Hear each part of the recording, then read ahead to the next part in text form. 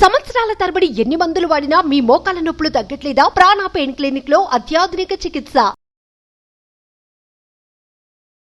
నమస్తే రమ్మగారు. నమస్తే జయ. రమ్మగారు, చందమామ కథలు ఎక్కువ చెప్పుకుంటున్నాం కదండి, చాలా సింపుల్గా.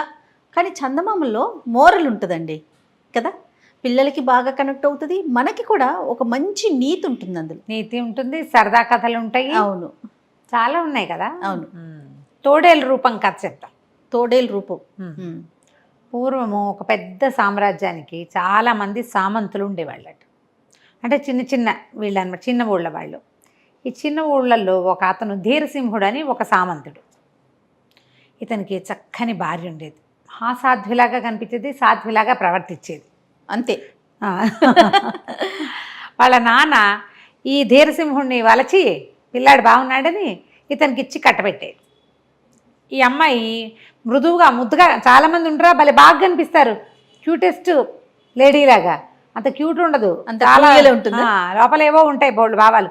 మొహం చూస్తే అలా అనిపించదు. అవును, మనకి ఎప్పుడు కనపడతారు అట్లాంటి వాళ్ళు. ఈ పిల్ల ఇంకొక సామంతుని ఏదో సందర్భంలో కలిసి వాడి మీద మనసు ఉంటుంది. తండ్రి పెళ్లి చేసేస్తాడు, కానీ అతనితోటి ఫ్రెండ్షిప్ మెయింటైన్ చేస్తుంది, ఉత్తరాలు రాయిస్తూ ఉంటుంది. ఎప్పటికైనా వీడికి హ్యాండ్ ఇచ్చి వాడి దగ్గరికి వెళ్ళిపోవాలని ఒక కోరిక ఉంటుంది ఆ అమ్మాయికి. ఆ కాలంలో జరిగేవట. ఎటాగొట్ట వీడిని వదిలేసి వాడిని చేసుకుందాం అలాంటి ఊహ ఉండేది ఆవిడికి. సరే, ఏమైంది, ఇతను ఏం చేసేవాడు, బాగానే ఉన్నారు ఇద్దరు. ఆవిడ సాధ్యులా కనపడేది, సాధ్యులా ప్రవర్తించేది, ఉత్తరాలు మాత్రం అక్కడికి రాస్తూ ఉండేది. ఇతను వారంలో ఒక 3 రోజులు ఎక్కడికో వెళ్తూ ఉండేవాడు. సోమ మంగళ బుధ ఉండేవాడు, గురువారం బయలుదేరి వెళ్ళిపోయేవాడు. గురు శుక్ర శని 3 రోజులు ఇంటికి వచ్చేవాడు కాదు అతను. ఆదివారం పొద్దునే వచ్చేవాడు. మళ్ళీ ఆది సోమ మంగళ బుధ ఉండేవాడు. గురువారం తెల్లారేసరికి స్టార్ట్. అయితే ఈ భార్యకి వీడు ఏదో ఒక 3 రోజులు కాకుండా ఈ పర్టికులర్ 3 రోజులే ఎందుకు వెళ్తున్నాడు, అది ప్రతి వారము ఎప్పుడు వెళ్ళేవాడు. వాడు పెళ్ళైన దగ్గర నుంచి చూస్తూనే ఉండేది. సంవత్సరంన్నర గడిచింది, ఇలాగే ఉన్నాడు. అయితే ఒకనాడు బాగా పదే పదే అడిగింది, ఏమిటి ప్రతి వారం వెళ్తావు ఎందుకు ప్రియ అంటే, ఏదో పని అన్నాడు, అదన్నాడు, ఇదన్నాడు. ఆవిడ ఊరుకోలే. ప్రతిసారి అడిగి నేను నీతో ఇంత ప్రాణంగా ఉంటున్నాను, నాకు నీ రహస్యం చెప్పవా, ఎందుకు వెళ్తున్నావు, ఎవరైనా ప్రేస్ ఉందా, ఏదైనా పని ఉందా, ఏదైనా చేయకూడని పని చేస్తున్నావా పోనీ నువ్వు. ఇప్పుడు తనకు ప్రియుడున్నాడు కదా, అలా వీడికి ప్రేయస్ ఉండొచ్చని అనిపిస్తుంది. అయితే ఇతను ఏమన్నాడు, నా కర్మ, నేనేం చేయను, నేను యుక్త వయసులో ఉండగా చేసిన ఒక పొరపాటు వల్ల వారానికి 3 రోజులు నేను తోడేలు రూపం వస్తుంది నాకు, అడవిలోకి వెళ్ళిపోతా. ఆ 3 రోజులు తోడేలుగా ఉండి 4వ రోజున మనిషిగా మారి వస్తాను అని చెప్పాడు. ఆశ్చర్యపోయింది. నిజమా అంది.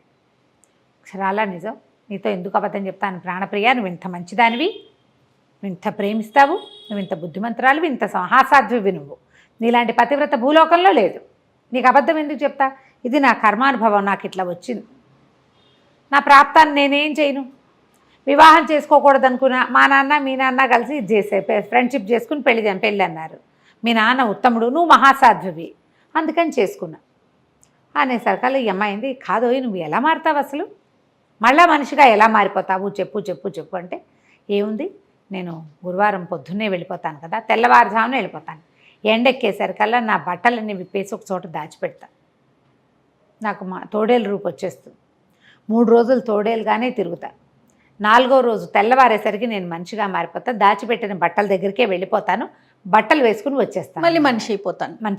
బాగుంది. 1 వారం గడిచింది, 2 వారాలు గడిచింది. ఆ బట్టలు ఎక్కడ దాచిపెడుతున్నావో, ఎవరినా ఎత్తుకుపోతే ఎలాగో, ఎవరినా తీసేస్తే ఎలాగో అంటూ ఉండేది 100 ప్రశ్నలు. కొన్ని నెలలు పోయాక, ఇతను ఇంకా కొన్ని వారాలు పోయాక, ఫలానా చోట ఒక పెద్ద మర్రి చెట్టు ఉంది, దానికి ఒక తొర్ర బయటికి కనపడుతుంది, ఆ తొర్ర లోపల ఇంకొక తొర్ర ఉంది, నేను ఆ తొర్రలో పెడతాను, ఎవరికి నరమానవుడు అన్నవాడికి కనపడవు, నేను సన్నగా మడతపెట్టి లోపల పెడతాను అనేసరికి దొరికిందిరా కిటుకు అనుకుంది అమ్మాయి. యథావిధిగా ఆ వారం కూడా అతను వెళ్ళాడు, బట్టలు చుట్టి ఆ తొర్రలో పెట్టుకున్నాడు.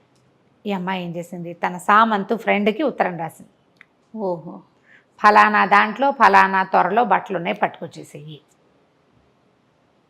అతను తీసుకొచ్చేసరికల్లా ఇకేముంది, ఈ తోడేలుగా మారిన మన వీరసింహుడు, అంతేగా ధీరసింహుడు వాడు వచ్చి చూసుకున్నాడు, బట్టలు లేవు.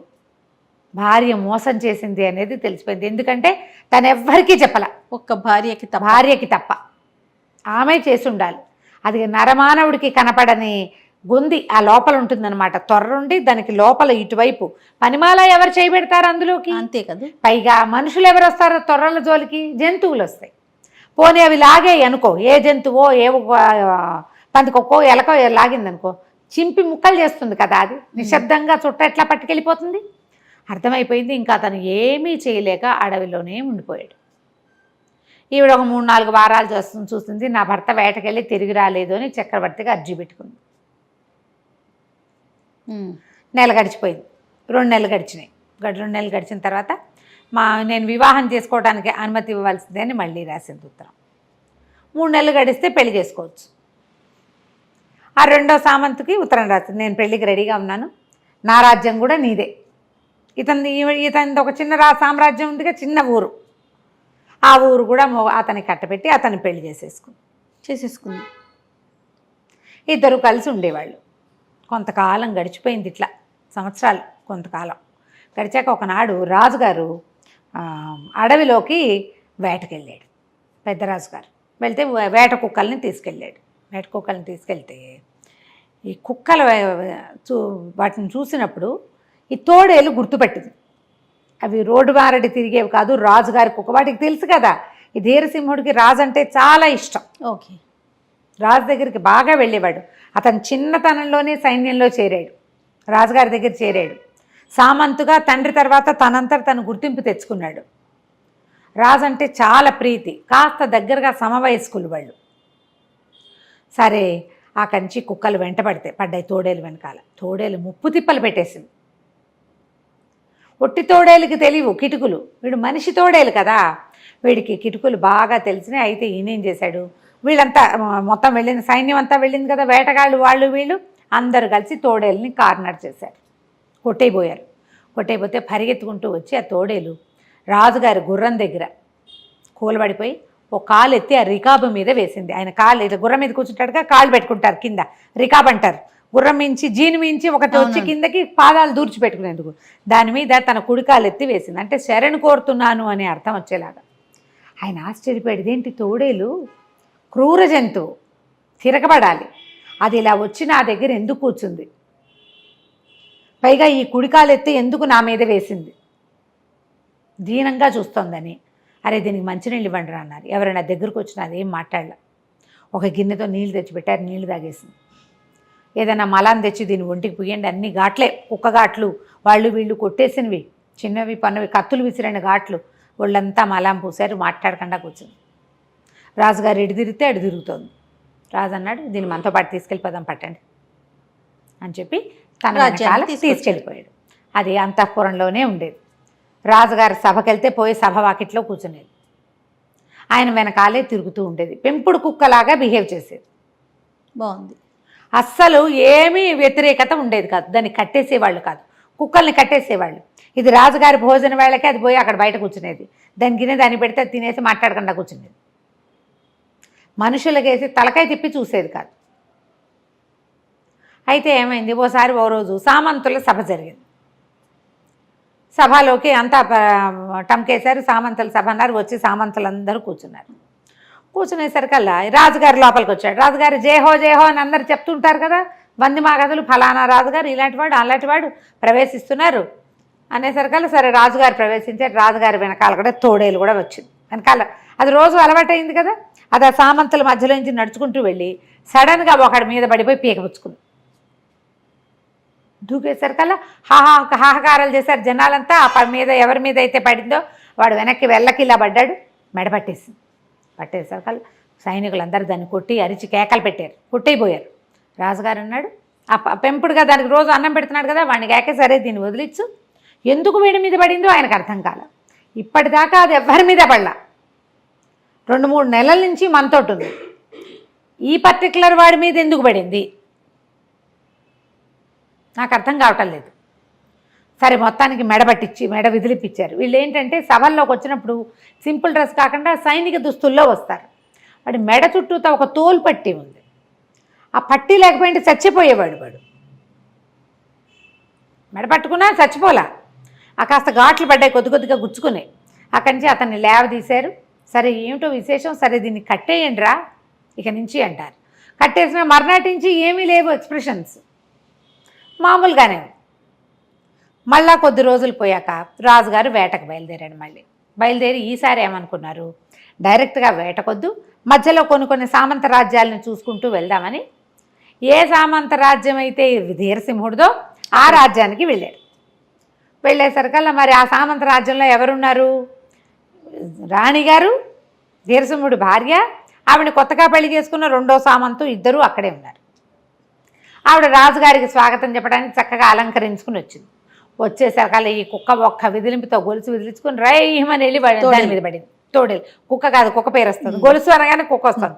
ఈ తోడేలు కాస్త దీన్ని విదిలించేసుకుని పరిగెత్తుకుంటూ వెళ్ళి ఆవిడ మెడ పట్టుకునేసరికల్లా ఆడవాళ్ళు ఏముంది, బలహీనంగా ఉంటారు, సన్నగా నాజుగా. ఆవిడ ఇంత పెద్ద గౌను వేసుకుంది. ఈ తోడేలు కూడా గట్టి పట్టు చిక్కల, కానీ మెడ అయితే పట్టేసింది. మళ్ళీ సైనికులు దాన్ని బలవంతంగా యువతలకు ఈడ్చారు. లేవదీస్తే అప్పుడు రాజుగారికి ఏం స్ట్రైక్ అయింది, లాస్ట్ టైం ఈ తోడేలు మెడబెట్టుకున్నవాడు ఈవిడ మొగుడు, ఈవిడ ధీరసింహుడి పెళ్ళాం. ఎందుకు తోడేలు ఇలాగా ఈవిడ మోగని కొత్తగా పెళ్లి చేసుకున్న వాడిని ఎందుకు పట్టుకుంది, ఏదో కిట్టుకుంది, ముందు వాడిని పట్టండి, దీన్ని పట్టండి, వీళ్ళిద్దరిని జైల్లో పడేయండి, వీడి సంగతి చూద్దామన్నారు. పోనీ తెలివిగల రాజు. ఆయనకి స్ట్రైక్ అయింది అనమాట. అది ఎవ్వరి మీద ఏమీ పడకుండా కుక్క పిల్లలాగా సాధ్యంతో ఆవు దూడ తిరిగినట్టు తిరిగేది వీళ్ళిద్దరి మీదే ఎందుకు పడింది, అది చంపేయాలన్నంత కసితోటి. ఏదో అరిచి పళ్ళు చూపించి బెదిరిస్తాయి తోడేళ్ళు, అంతేగాని ఒకటే ఆమాంతంగా ఒక్క దూకి పీకపరుచుకుందంటే దానికి ఎంత ఖర్చుగా ఉందో. ఏదో జరిగింది. ఏం జరిగింది, అక్కడి నుంచి దాసుల్ని వాళ్ళని వీళ్ళని ఎంక్వైరీ చేస్తే ధీరసింహుడు ఉండగానే ఈయన ఉత్తరాలు రాసేదండి ఈవిడ చెప్పారు. ఆయన పోయేసరికి 1-2 నెలలు తిరగగానే మరి పెళ్లి చేసుకుంది, వివాహం చేసేసుకుంది. ఆయన ఆస్తంతా ఈయన కట్టబెట్టాము, ఈవిడ మాత్రం తర్వాత వివాహం చేయలే, ఆలోచన ముందే చేసింది అనేసరికల్లా రాజుగారు 2-3 సైనికాధికారుల నుంచి ఈవిడిని ప్రశ్నించండి అనేసరికల్లా ఆవిడ బెదిరిపోతూ తోడేళ్ళని చూసేసరికి బెదిరిపోయింది, అర్థమైపోయి ఉంటుంది వీడు తన భర్తేనని. అక్కడి నుంచి బెదురుతూ చెప్పింది, మేము ఈ పని చేశాను, బట్టలు ఎక్కడున్నాయి అని అడిగాడు. ఎక్కడున్నాయంటే అక్కడే ఆ బిల్డింగ్లోనే సామాన్ల కొట్లో ఒక పాత భోషాణంలో పడేసింది. వాటిని కాల్చలా. పోనీలే, ఏ దుస్తులతోటి అతను తోడేలుగా మారాడో ఆ బట్టలు ఒక చోట ఉన్నాయి. సరే అక్కడి నుంచి రాజుగారు ఏం చేశాడు, ఆ బట్టలు తెప్పించి తీసుకెళ్ళి అడవిలో ఏ చెట్టు తొర్రలో నుంచి తీశారో ఆ తొర్రలో పెట్టించాడు. తోడేలను వదిలిపెట్టేశాడు. వదిలిపెట్టేసరికి వాళ్ళు తోడేలు ఆదివారం పొద్దున్న దాని లెక్క అది. ఇవాళ ఇంకా బుధ గురువారాలే ఉన్నాయి. 3 రోజులు అడవంతా తిరిగి ఆదివారం నాడు పొద్దున మనిషిగా మారి ఆ బట్టలు వేసుకుని వచ్చింది. తన రాజ్యాన్ని చక్రవర్తి సామ్రాజ్యంలో కల్పేశాడు ధీరసింహుడు. నా భార్య వద్దు, నాకు సంసారము వద్దు అని రాజుగారి దగ్గరే ఉండి 3 రోజులు రాజుగారిని మామూలుగా సేవించి 4వ రోజున తోడేలు అయిపోగానే ఆయన వెనకాల కుక్కపిల్లలాగా తిరుగుతూ అక్కడే ఉండేవాడు. కథ కంచికి మనం ఇంటికి. చాలా బాగుంది, సరదాగా ఉంది కదా. అవునండి, అవును. నమస్తే. నమస్తే.